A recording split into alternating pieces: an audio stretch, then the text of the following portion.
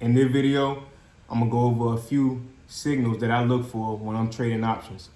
But first, I just wanna say, I'm not experienced with none of this, and you gotta make your own decisions. You cannot do exactly what I'm doing. We all got different risk tolerances. And more importantly, I'm a long-term stock investor.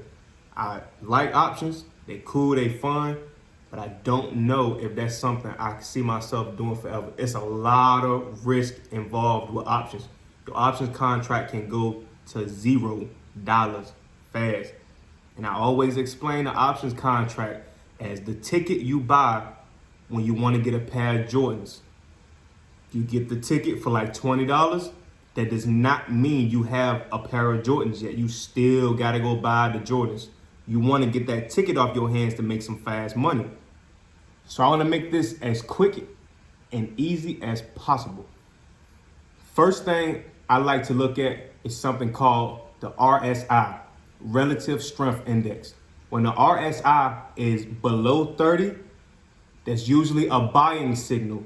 When the RSI goes above 70, that's usually an oversold or overvalued signal. So if it go below 30, you can start predicting that people are gonna wanna buy that stock if it's a good company.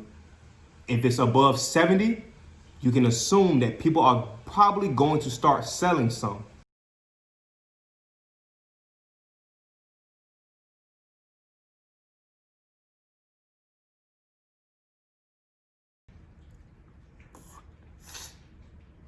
I need the smoke break. So the next thing I like to look at is something called the Bollinger Bands. I might be saying that name wrong, but it's 3 bands that come up on a chart that's been following the stock prices. When your candlestick hits or goes below that bottom Bollinger Band, you can assume that it's probably going to bounce some. That means it's gonna rise some. If that candlestick has hit or gone shot way above that top Bollinger Band, you can assume that it's probably going to come down some. You combine that with, say you have a Bollinger Band that's been crossed and you got an RSI that's at like 85, you can assume that that stock is probably about to come down some.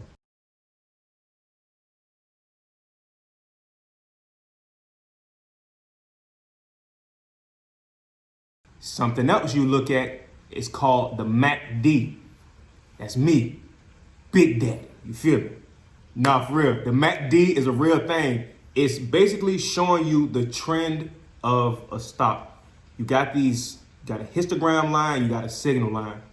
When you got green histograms going up and they get bigger and bigger and bigger and bigger over time, that means that there's a lot of strength in the trend of that stock. So if it's green is going up, that means your stock has probably been going up.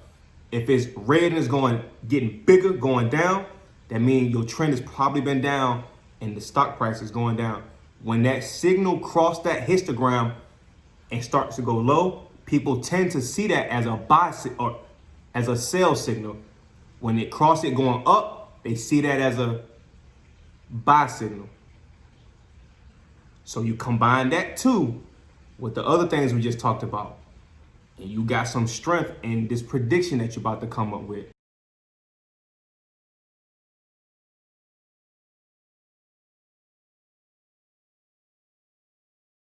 Last but not least is the most complicated shit I've ever seen. It's called the Ichimoku Cloud. I'm gonna just say it like this. If the cloud is green and widening, you have a strong uptrend. The Ichimoku Cloud takes a certain amount of previous points and plots them like 26 points forward. So it's trying to predict the future. When you're looking at this cloud, if it's green and your candlesticks are above the cloud, say this the cloud, the top of the cloud is green, you can assume that this is your floor. Stocks might come back down to that floor, but they typically gonna bounce off. I'd like to think of it like when you're dealing with strong stocks, it's hard to go through a floor. You might step on the floor and walk on the floor, but you're not just gonna come crashing through the floor.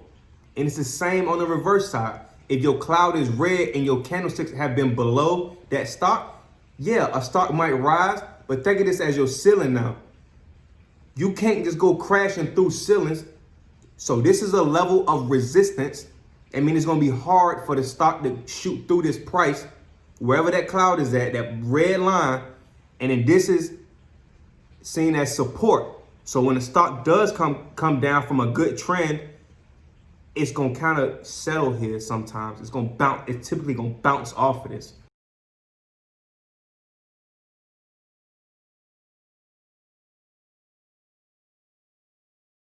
Something else you can look at is your moving averages and your exponential moving averages. These basically plot the last, you can choose 12, 20, 50, 100, 200 days and plot out your price. The difference between the moving average and the exponential moving average is that your exponential moving average is more heavily weighted to more recent prices. So if you put them all on a chart together, they're going to look different because the exponential moving average is not the same calculation. So for example, when your 50-day moving average crossed your 200-day moving average in an upwards trend, that's seen as the golden cross, and typically you got optimism and rising prices and all that good stuff coming behind it. Now, when a stock is falling and you see it start to get close to that 50-day trend, something like that, you can kind of start to want to use that as a level of support in addition with your Bollinger Bands and your Ichimoku Cloud. So you take all this stuff and you just see it on the chart, and you can identify, you can try your best to identify the trend of this stock. Now, this stuff can go way wrong. You can read it wrong, or the stock just might not want to act in line with the trend. But you, as an investor, should never, ever, ever purposefully go against the trend of a stock. It does not matter what you think. It does not matter if you think Tesla is a $12,000 stock. You cannot force that stock to move in the way you want it to move. It's going to follow its trends for the most part.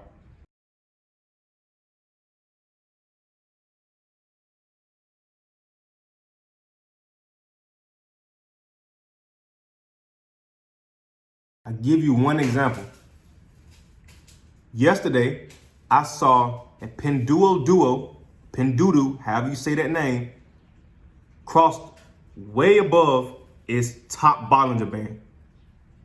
The relative strength index, the RSI, was also approaching 70. It was like 69 or something. I saw that and said, okay, yes, this is a good company. This is a good stock, but I'm going to buy a put option on it. I bought my put option right around the range of that current price. So when it does fall, even just 2, 3, 4%, that's going to give me a good return. So I bought that put option at the end of the day yesterday and sold it midday today and made $200. That easy. Matter of fact, I'll give you another example. And then all of this stuff is on 6FatDaddy9 Instagram. There was this other company who has a trend. It goes like this, like a sinusoidal wave. Yesterday, they hit that point, that bottom point of this sinusoidal wave that they've been following. So I drew a trend line straight across. Like, okay, I can see this area as support. I pull up the Bollinger Bands. It's hitting that Bollinger Band. Then it dipped below the Bollinger Band. So I said, okay, I'm going to buy a call option on this. I bought it this morning, sold it, made $60, easy. Now, that's not a lot of money because I don't need to go try and make $500 trading options. I trade options. I don't know if it's for fun, to teach people, or to just bring in a little bit of extra cash. Like, I don't need to do this, so I can be very, very conservative with this because I have no reason to go chasing thousands of dollars right now. And the same thing go with, say I have bought 10 of those options contracts on the most recent stock I just said. That would have been a $6,000 profit. So be conservative with it. and just take your gains as soon as you see them. As soon as you see them. Not as soon as you see them, but you know, when they're reasonable, take them. Now, do not for 1 second think that I just told you everything about trading options. I absolutely did not. That is the bare minimum stuff you should know. I don't even know if this stuff, how often this stuff works. I watched videos and saw that a lot of these things are 50, 60, high 60% effective. So you're gonna take some losses even when you think you see all the signs, because the market can be irrational sometimes. It's up to you to pull that profit and have some sense of conservatism. So do not think that you can just start with trading options with this little video that I just made. This is just to make people aware of what's going on. And maybe you follow at 6FatDaddy9. When I start to learn more stuff, I'll show y'all up here as much as I can. And we'll make some money together.